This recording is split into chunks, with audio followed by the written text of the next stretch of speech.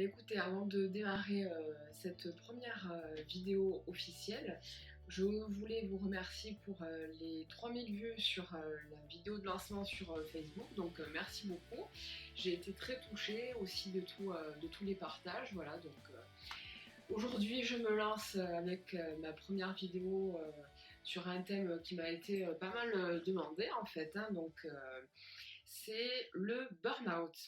Alors, le burn-out, qu'est-ce que c'est? Donc, bon, on va pas partir dans un cours théorique d'explication du stress, des mécanismes physiologiques du stress, mais il faut quand même parler des fondamentaux vis-à-vis de tout ça parce qu'on ne peut pas comprendre ce qu'est le burn-out sans expliquer ce qu'est le stress chronique également. Alors, le stress chronique, le stress, tout simplement, comment ça se passe physiologiquement déjà au sein de notre cerveau? Alors déjà, le stress, qu'est-ce que c'est? C'est un mécanisme général d'adaptation. Donc qu'est-ce que ça veut dire tout simplement? C'est un mécanisme primitif qui existe depuis la nuit des temps au niveau voilà, des Homo sapiens, de Cro-Magnons, qui étaient là en fait tout simplement pour fuir le danger, pour fuir voilà, tout simplement tout ce qui mettait en péril pardon, leur vie. Donc voilà, c'est un mécanisme de survie.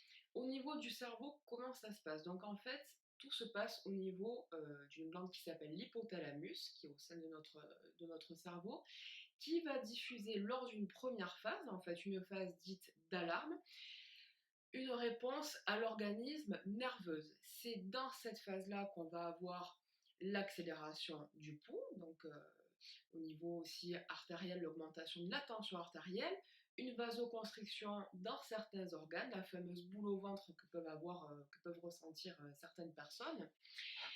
Voilà, donc plein de mécanismes physiologiques qui vont rentrer en compte, comme si on était en fait tout simplement dans un état, on va dire, de sport, tout simplement, quand on fait un effort intense. Sauf que le sport, ben, c'est 45 minutes, 1 heure par jour. Or, le stress chronique, c'est tout le temps, tous les jours, toutes les semaines, tous les mois, bref. Donc, on n'est pas fait, physiologiquement parlant, pour pouvoir emmagasiner autant d'adrénaline qui est diffusée dans le corps par cet hypothalamus qui demande à l'organisme d'être tout le temps en activité. Ensuite, la deuxième phase va être une phase de résistance, donc elle peut durer plusieurs semaines, plusieurs mois, voire plusieurs années pour certaines personnes, hein. Et dans cette phase de résistance, donc l'organisme va lutter, va faire face aux agressions extérieures en se blindant en fait tout simplement, mais aussi en allant puiser du coup dans tout ce qui est sucre, dans tout ce qui est graisse, pour pouvoir faire face à cet effort intense, prolongé, inhabituel en fait, hein, et pas du tout fait, le corps humain n'est pas du tout fait à accumuler autant d'énergie sur autant de temps, comme je vous l'ai précisé tout à l'heure. Donc une réponse hormonale avec sécrétion de cortisol dans cette phase de résistance, afin que les organes, tout simplement, tiennent le coup. On va avoir également dans cette phase une diffusion d'endorphine, l'hormone du bien-être. Pourquoi? Tout simplement pour calmer le jeu. Parce qu'imaginez-vous, pour les personnes qui le vivent, de vivre sans arrêt avec un stress, une énergie dépensée tous les jours, on peut aisément penser que le corps ne peut pas faire face très longtemps. Donc en diffusant de l'endorphine, en fait, dans tous les organes principaux, il va calmer le jeu pour pouvoir faire face encore plus longtemps. Et enfin, dernière phase, la phase dite d'épuisement. Et c'est dans cette phase, en fait, tout simplement, qu'on va avoir l'apparition des symptômes de décompensation. Donc des symptômes qui vont être d'ordre physiologique, psychologiques et comportementaux. Donc c'est dans cette phase-là, malheureusement, qu'il est déjà trop tard et qu'il est très difficile d'agir. Donc vous comprenez bien qu'il faut agir en fait dans les phases d'alarme et de résistance, mais pas évident en fait d'agir dans ces phases-là parce que les personnes qui travaillent dans ces phases d'alarme et de résistance se pensent en fait des surhommes, des surfemmes, en suractivité, pouvant faire face à tout. Et très souvent, dans ces phases-là, quand on leur demande est-ce que tu as besoin d'aide, est-ce que voilà, on peut faire quelque chose pour t'avancer, etc. C'est un non, non, non, je gère, je sais gérer, tout va bien, etc. Parce que dans ces deux premières phases d'alarme et de résistance, en fait, l'organisme va être en mode super actif. donc avec un système immunitaire au top. C'est pas dans ces phases-là qu'on va avoir l'apparition des symptômes, donc on se pense un peu invincible. Donc très difficile d'identifier dans ces phases-là l'apparition des symptômes de burn-out. C'est dans la phase d'épuisement, la dernière, où on va avoir l'apparition de tous ces symptômes. Retenez bien 3 phases: alarme, résistance, épuisement. Et c'est au cours de la phase, on va dire, de résistance qu'il va falloir finalement agir pour aider la personne qui va présenter des premiers symptômes du burn-out. Important aussi de redéfinir burn-out au niveau étymologique, hein, puisque burn-out c'est un terme anglo-saxon pardon, qui vient en fait tout simplement du verbe brûler, burn, on brûle quelque chose, out à l'extérieur. Donc de ce que je viens de vous expliquer par rapport à la diffusion d'adrénaline dans le corps, qu'est-ce qu'on brûle concrètement? On brûle de l'énergie. Donc en fait, le burn-out c'est une pathologie de l'énergie qui est mal diffusée, qui est mal contrôlée, qui est mal maîtrisée au sein du corps, tout simplement. Donc c'est pour ça qu'il y a eu d'autres définitions qui ont été données, parce qu'en fait, ce que j'ai remarqué, c'est que très souvent, les médias, les personnes, les équipes de travail, toutes les personnes que j'ai pu rencontrer associent à tort, en fait, le burn-out à la surcharge de travail. Or, il n'y a pas que ça. Oui, ça peut être dû à une surcharge de travail d'un point de vue organisationnel, mais pas que. Puisqu'on définit le burn-out comme un problème de répartition de l'énergie au sein du corps, vous pensez bien que en fait, toutes les actions, toutes les problématiques, les contraintes organisationnelles et relationnelles que vous allez avoir dans votre travail, qui vont vous faire dépenser de l'énergie inutilement, peuvent engendrer un burn-out. Et pour le coup, ça a d'autres définitions. Le brown-out, par exemple, c'est une nouvelle définition qui a été apportée récemment. Et également le bore-out, B-O-R-E, pour absence de travail, absence de sens donné au travail. Donc, le burn-out, une problématique d'énergie. Forcément, quand vous passez, je pense à des équipes par exemple que j'ai pu rencontrer où il y a des ambiances tout simplement pourries, où chacun est dans son coin, parle mal de l'autre, s'insulte, etc., où il y a des rumeurs, etc., ils vont dépenser leur énergie uniquement à ça. C'est-à-dire que la dynamique de groupe, alors bon, on va pas rentrer dans la dynamique de groupe parce que je crois que sinon la vidéo va durer 4 heures, mais j'espère l'aborder dans une prochaine vidéo si ça vous intéresse. Mais dynamique de groupe, pardon, effet de bouc émissaire, etc., va faire en sorte qu'on va consacrer toute son énergie à ça, aux problèmes en fait d'équipe, aux problèmes de communication, un management qui peut être toxique, etc.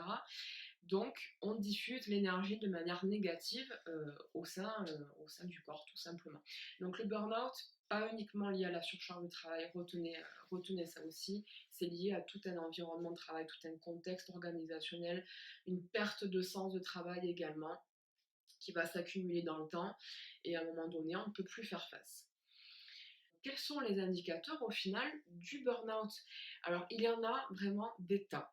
Donc, je voudrais me concentrer sur 3 indicateurs particuliers, des indicateurs physiologiques, des indicateurs comportementaux et psychologiques.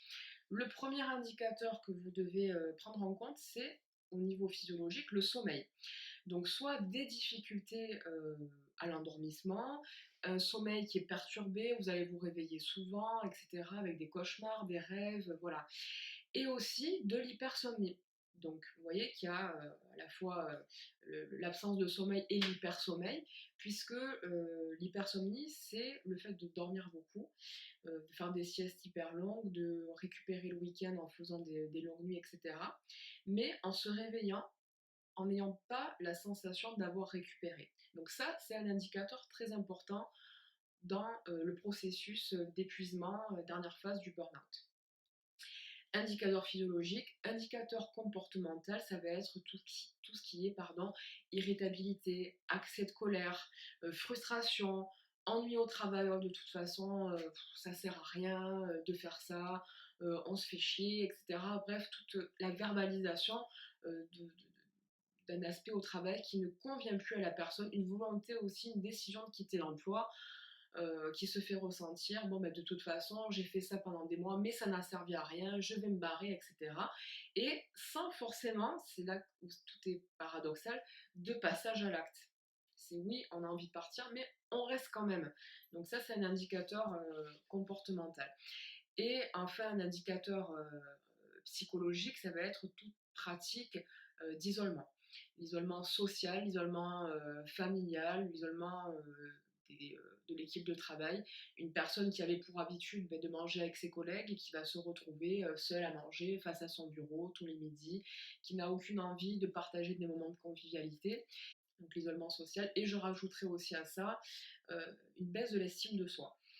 Ce que j'ai pu remarquer en entretien des personnes, c'est de dire une dépréciation totale de la compétence, des capacités, à pouvoir bien faire son travail, à se sentir à l'aise, accepté dans sa communauté pardon, de travail.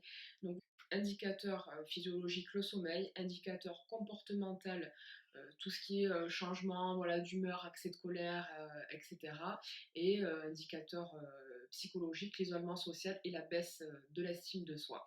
Mais vraiment, la liste n'est pas du tout exhaustive. Voilà, j'essaie de vous parler de ce que je vois le plus en entretien, mais voilà, je n'aborde pas tout, malheureusement, sinon la vidéo durerait 4 heures, comme je vous l'ai dit.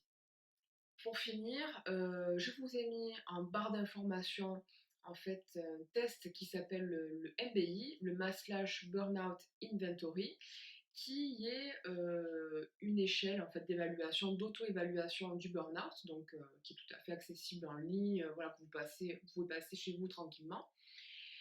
Ça prend à peu près 5 minutes pour le faire, vous avez directement le score qui s'affiche. Ça peut vous donner une première lecture vous concernant ou concernant un proche qui serait susceptible d'être voilà, en souffrance, en burn-out, en pré-burn-out, etc., qui présenterait les premiers symptômes en tout cas. Ça peut vous donner une idée, donc je vous invite à le passer. J'invite toutes les personnes qui regardent ces vidéos qui sont issues de la filière soignante parce que c'est un test qui a été fait à la base pour en fait classifier le burn-out des soignants et qui a été ensuite ouvert aux autres professions. Mais voilà, c'est pour vous, passez-le. Et ensuite, si le score vous indique effectivement que vous avez peut-être une prédisposition à développer un burn-out, ben parlez-en à votre entourage, parlez-en à votre médecin, à votre psychologue si vous en avez, etc.